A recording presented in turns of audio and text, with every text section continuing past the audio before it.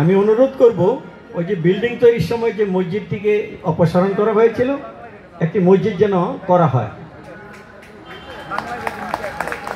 এরপরে বাংলা একাডেমি থেকে যে সমস্ত অনুবাদ হয়, অনুবাদ গ্রন্থের অ্যানেক্সার সাথে আছে, সেই অ্যানেক্সার বাদ দিয়ে ছোট করে যে অনুবাদগুলি করা হচ্ছে এটা উচিত নয়। এই অনুবাদগুলি যথাযথভাবে করা উচিত। যেমন আপনার ঢাকা দি মুঘল ক্যাপিটাল ডক্টর আব্দুল করিমের বইটি এত ছোট করে করছে, মূল বই কিন্তু অনেক বড়।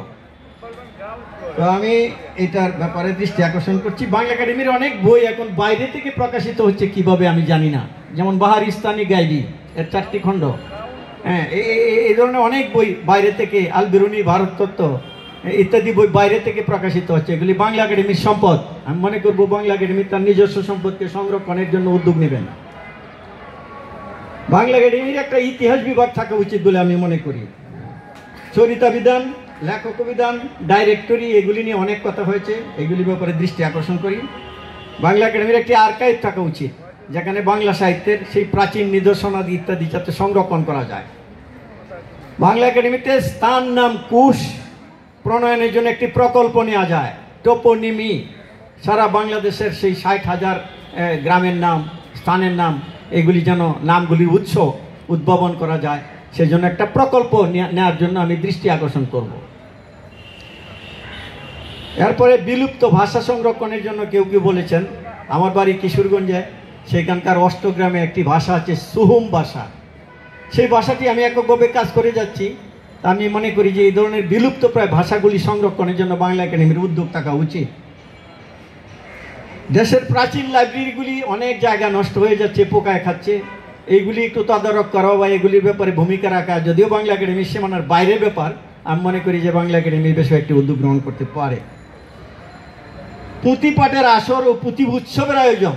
পুঁথি আমাদের ঐতিহ্যের একটা বিষয়, কিন্তু এই পুঁথি শেষ হয়ে যাচ্ছে। বাংলা একাডেমিকে অনুরোধ করব বছরের একটি সময়ে পুঁথি উৎসব যেন করা হয়, এবং আমরা যারা পুঁথি চর্চা করি আমরা যেন সেখানে পুঁথি পড়তে পারি। চাইলাম আপনাদেরকে শোনাবো।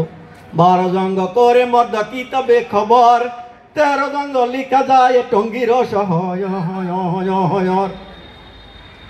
এটা প্রস্তাবের অংশ না, আপনাদের একটু স্যাম্পল শুনাইলাম।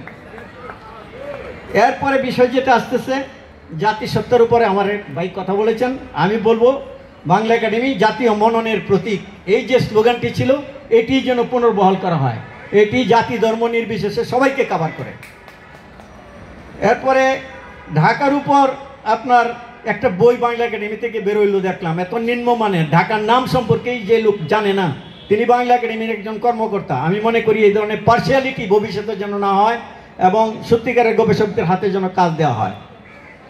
আরেকটি বিষয় আমি প্রস্তাব করে আমার কথা শেষ, সেটি হলো বাংলাদেশে শিল্পকলা একাডেমির শাখা আছে প্রত্যেক জেলায়, ইসলামিক ফাউন্ডেশনের শাখা আছে প্রত্যেক জেলায়, শিশু একাডেমির শাখা আছে উপজেলা পর্যন্ত।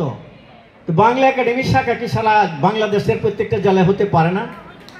দয়া করে বাংলা একাডেমিকে বৃহত্তর পরিসরে মানুষের সাহিত্য চর্চার জন্য সামনে নিয়ে আসবেন, এই কামনা রেখে আমার উপস্থাপনা শেষ করলাম। আসসালামু আলাইকুম।